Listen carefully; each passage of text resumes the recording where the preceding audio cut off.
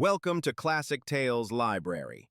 Today's story is A Retrieved Reformation by O.Henry, a timeless tale about second chances and unexpected change. Sit back, relax, and enjoy the story. A guard came to the prison shoe shop where Jimmy Valentine was assiduously stitching uppers and escorted him to the front office. There, the warden handed Jimmy his pardon, which had been signed that morning by the governor. Jimmy took it in a tired kind of way. He had served nearly 10 months of a 4-year sentence. He had expected to stay only 3 months at the longest. When a man with as many friends on the outside as Jimmy Valentine had is received in the stir, it is hardly worthwhile to cut his hair. "Now, Valentine," said the warden, "you'll go out in the morning. Brace up and make a man of yourself. You're not a bad fellow at heart. Stop cracking safes and live straight." "Me?" said Jimmy in surprise. "Why, I never cracked a safe in my life." "Oh, no," laughed the warden. "Of course not. Let's see now. How was it you happened to get sent up on that Springfield job? Was it because you wouldn't prove an alibi for fear of compromising somebody in extremely high-toned society? Or was it simply a case of a mean old jury that had it in for you? It's always one or the other with you innocent victims." "Me?" said Jimmy, still blankly virtuous. "Why, warden, I never was in Springfield in my life." "Take him back, Cronin," smiled the warden, "and fix him up with outgoing clothes. Unlock him at 7 in the morning and let him come to the bullpen. Better think over my advice, Valentine." At 7:15 on the next morning, Jimmy stood in the warden's outer office.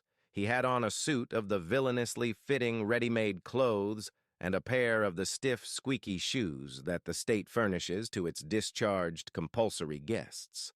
The clerk handed him a railroad ticket and the $5 bill with which the law expected him to rehabilitate himself into good citizenship and prosperity. The warden gave him a cigar and shook hands. Valentine, 9762, was chronicled on the books "Pardoned by Governor," and Mr. James Valentine walked out into the sunshine. Disregarding the song of the birds, the waving green trees, and the smell of the flowers, Jimmy headed straight for a restaurant. There he tasted the first sweet joys of liberty in the shape of a chicken dinner. From there he proceeded leisurely to the depot and boarded his train.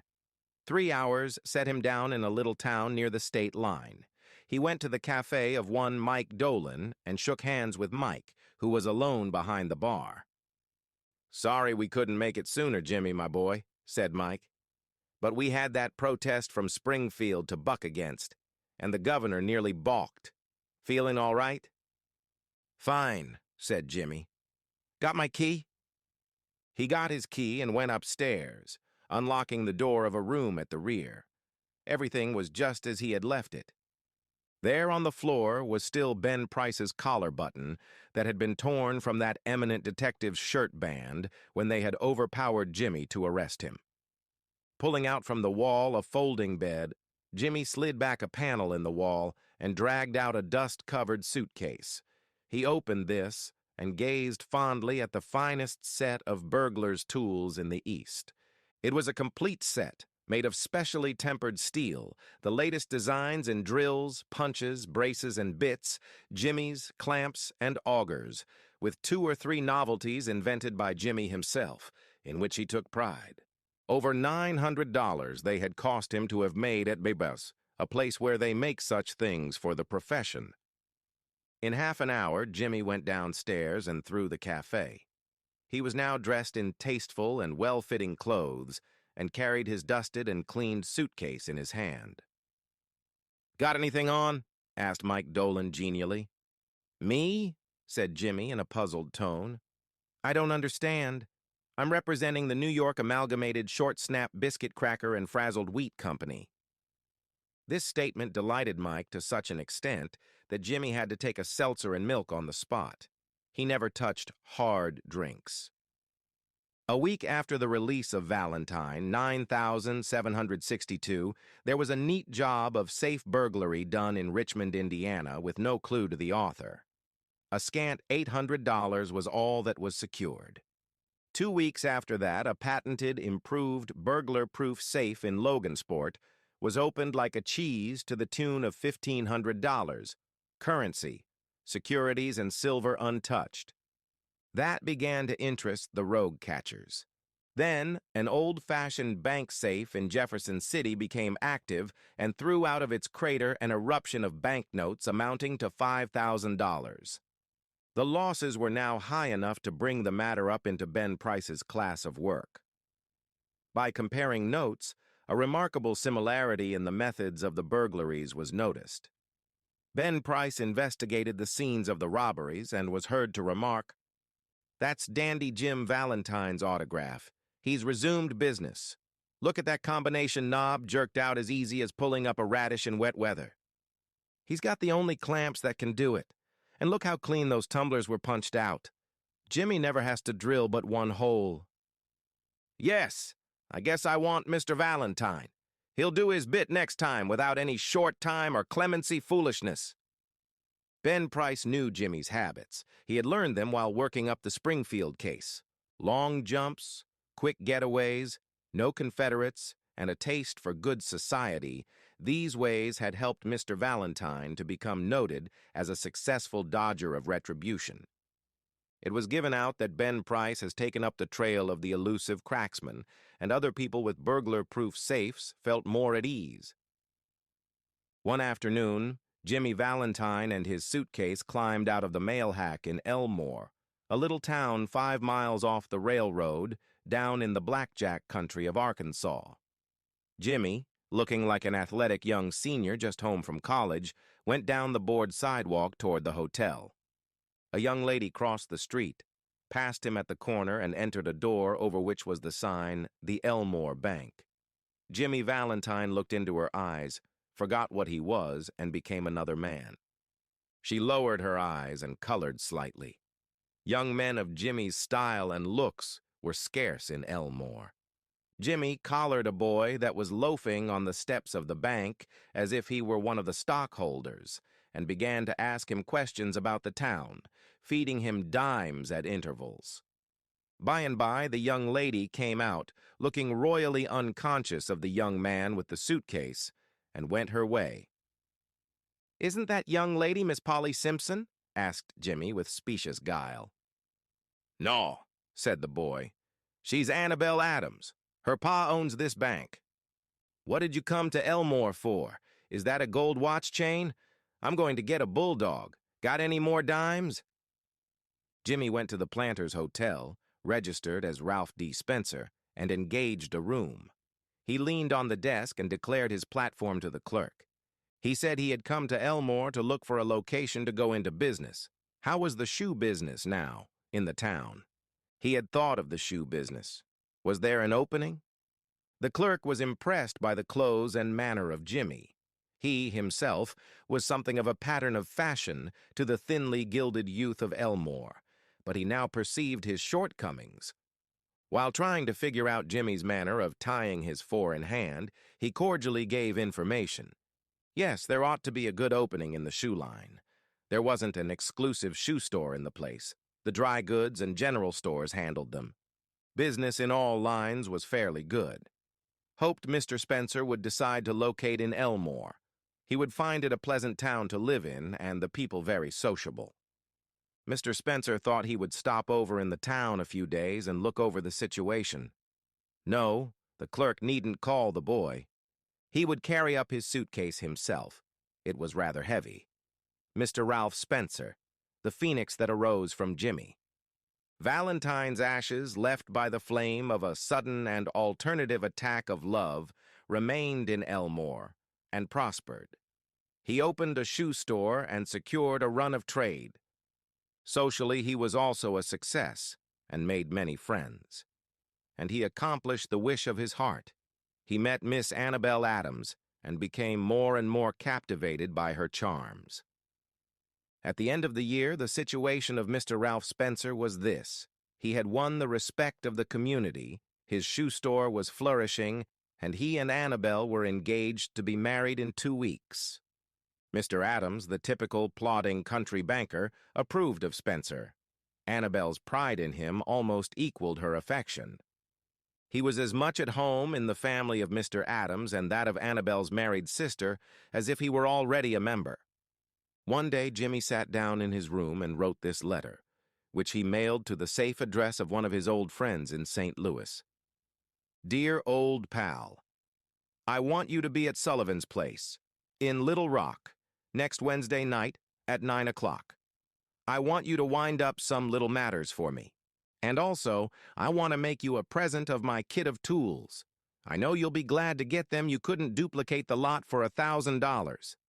Say, Billy, I've quit the old business a year ago. I've got a nice store. I'm making an honest living, and I'm going to marry the finest girl on earth 2 weeks from now. It's the only life, Billy, the straight one. I wouldn't touch $1 of another man's money now for $1,000,000. After I get married, I'm going to sell out and go west, where there won't be so much danger of having old scores brought up against me. I tell you, Billy, she's an angel. She believes in me, and I wouldn't do another crooked thing for the whole world. Be sure to be at Sully's, for I must see you. I'll bring along the tools with me. Your old friend, Jimmy. On the Monday night after Jimmy wrote this letter, Ben Price jogged unobtrusively into Elmore in a livery buggy. He lounged about town in his quiet way until he found out what he wanted to know. From the drugstore across the street from Spencer's shoe store, he got a good look at Ralph D. Spencer. "Going to marry the banker's daughter, are you, Jimmy?" said Ben to himself softly. "Well, I don't know." The next morning, Jimmy took breakfast at the Adamses. He was going to Little Rock that day to order his wedding suit and buy something nice for Annabel. That would be the first time he had left town since he came to Elmore. It had been more than a year now since those last professional jobs, and he thought he could safely venture out. After breakfast, quite a family party went downtown together. Mr. Adams, Annabel, Jimmy, and Annabel's married sister with her 2 little girls, aged 5 and 9. They came by the hotel where Jimmy still boarded, and he ran up to his room and brought along his suitcase. Then they went on to the bank. There stood Jimmy's horse and buggy and Dolph Gibson, who was going to drive him over to the railroad station. All went inside the high carved oak railings into the banking room, Jimmy included, for Mr. Adams' future son-in-law was welcome anywhere. The clerks were pleased to be greeted by the good-looking, agreeable young man who was going to marry Miss Annabel. Jimmy set his suitcase down. Annabel, whose heart was bubbling with happiness and lively youth, put on Jimmy's hat and picked up the suitcase. "Wouldn't I make a nice drummer?" said Annabel. "My, Ralph, how heavy it is. Feels like it was full of gold bricks." "Lot of nickel-plated shoehorns in there," said Jimmy coolly, "that I'm going to return. Thought I'd save express charges by taking them up.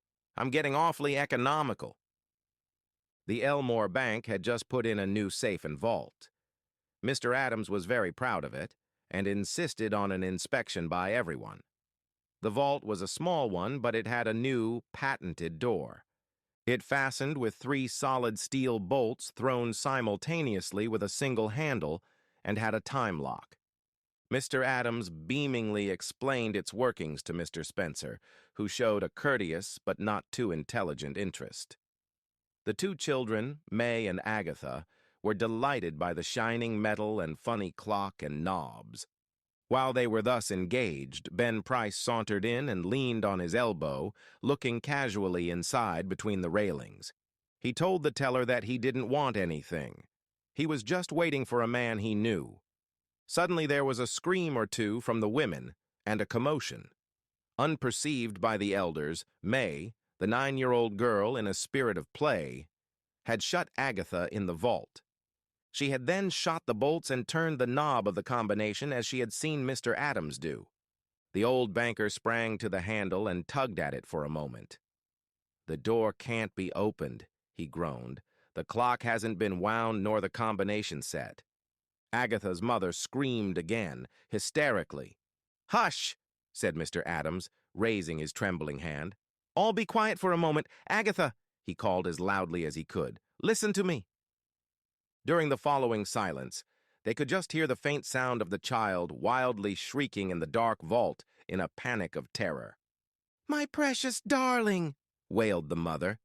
"She will die of fright. Open the door. Oh, break it open. Can't you men do something?"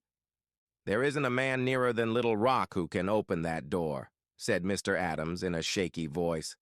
"My God! Spencer, what shall we do? That child, she can't stand it long in there. There isn't enough air, and besides, she'll go into convulsions from fright." Agatha's mother, frantic now, beat the door of the vault with her hands.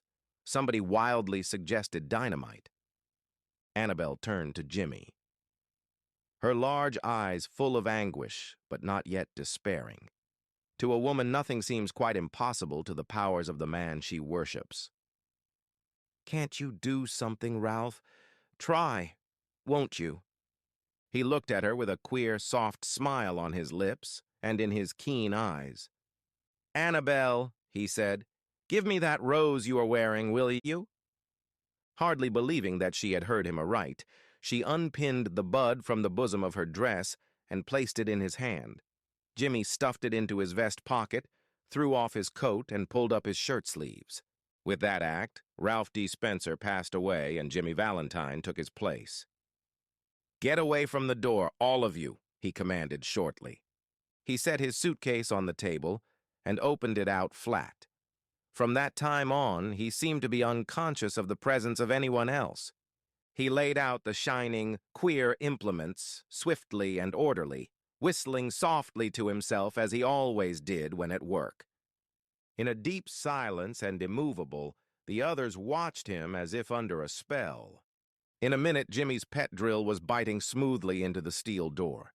In 10 minutes, breaking his own burglarious record, he threw back the bolts and opened the door. Agatha, almost collapsed, but safe, was gathered into her mother's arms.